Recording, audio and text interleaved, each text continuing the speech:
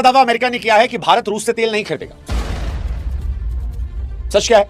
इस देश में जब बजट आता है या किसी देश से बड़ी डील होती है तो हर बार सरकार जीत का दावा करती है। विपक्ष जो है वो हर बार सवाल उठाता है। किसी के समर्थक ताली बजाते हैं तो किसी के गाली देते हैं, लेकिन ताली और गाली से हटके आम आदमी के लिए पूछना जरूरी होता है कि भैया असली खबर क्या है, क्या खोया क्या पाया। और भारत अमेरिका डील पर भी आज आम आदमी को यही सवाल पूछना चाहिए, क्योंकि सरकार के समर्थक तो जश्न मना रहे हैं, विरोधी कह रहे हैं हार गया। सरकार कह रही है कि देखो भैया 50% टैरिफ लग गया था, आज हमारा टैरिफ 18% हो गया, जो हमारे पड़ोसी चाइना पाकिस्तान सबसे कम है। तो वही विपक्ष कह रहा है कि भैया 18% टैरिफ के चक्कर में आपने क्या क्या सौदा कर दिया। आपने रूस से पुरानी दोस्ती जो थी उसे बर्बाद कर दिया, आप कृषि क्षेत्र में समझौता कर गए।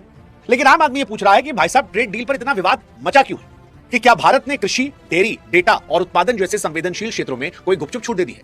और अगर रूस से तेल हम नहीं खरीद रहे तो उसके बदले हमें क्या मिल रहा है? डोनाल्ड ट्रंप दावा कर रहे हैं कि भारत अब रूस की जगह अमेरिका वेनेजुएला से ज्यादा तेल खरीदेगा। यहां विरोध दिखता है, क्योंकि वेनेजुएला वो देश है जिसके तेल पर अमेरिका सालों तक पाबंदी लगाता रहा। यह है कि यह डील केवल भारत की जरूरत नहीं थी, बल्कि अमेरिका की भी जरूरत थी, उसकी रणनीति का हिस्सा थी। रूस से दूर जाना भारत को कितना नुकसान पहुंचाएगा ये भविष्य बताएगा, क्योंकि रूस भारत का एक ऐतिहासिक पार्टनर रहा है। हमें जब सबसे ज्यादा जरूरत रही है, रूस हमेशा हमारे साथ खड़ा रहा है। हालांकि भारत ने रूस से तेल खरीदा, भारत को काफी फायदा हुआ, लेकिन बीते कुछ दिनों में एक सच ये भी है कि वो फायदा धीरे धीरे कम हो रहा था। इसलिए यह भी साफ है कि इस बार जो बदलाव है उसमें भारत अकेला फायदे में नहीं है, अमेरिका का ही फायदा है, भारत का भी है। अब फायदा यह है कि अमेरिका को अपने तेल के लिए भारत जैसा एक बड़ा देश मिल रहा है। ते रूसी तेल को छोड़कर अमेरिकी तेल की महंगी दोस्ती तो नहीं खरीद रहे।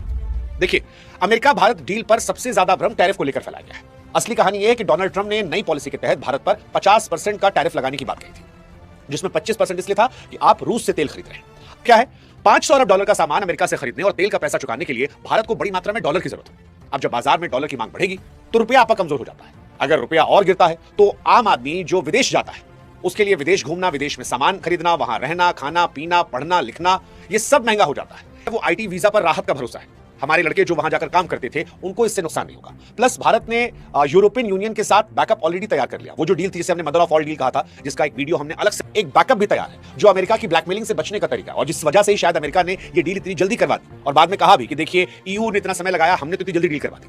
लेकिन सोचने वाली बात यह है कि टैक्स की राहत से ज्यादा रुपया गिरने का घाटा हो गया तो फिर आखिर में जीत किसी कहलाएगी। हालांकि अमेरिका भारत की डील का सबसे बड़ा फायदा जो है वो आईटी सेक्टर की जीत के तौर पर देखा जा रहा है। टैक्स तो सामान पर लगता है, लेकिन भारत की असली ताकत आईटी कंपनियां, कंप्यूटर सेवाएं हैं। भारत का 280 अरब डॉलर का आईटी उद्योग इस समय वीजा की कड़ाई और दुनिया भर में व्यापार की अनिश्चितताओं से जूझ रहा है। इस डील की एक और बड़ी छिपी हुई जीत यह हो सकती है कि डोनाल्ड ट्रंप ने भारतीय आईटी प्रोफेशनल के लिए वीजा, H1B इन नियमों में कड़ाई ना करने का भरोसा दिया। अगर हमारी सर्विस इंडस्ट्री सुरक्षित रहती है तो भारत के करोड़ों युवाओं की नौकरियों के लिए वो रक्षा कवच साबित हो जाएगा। मेक इन इंडिया की स्पीड को लेकर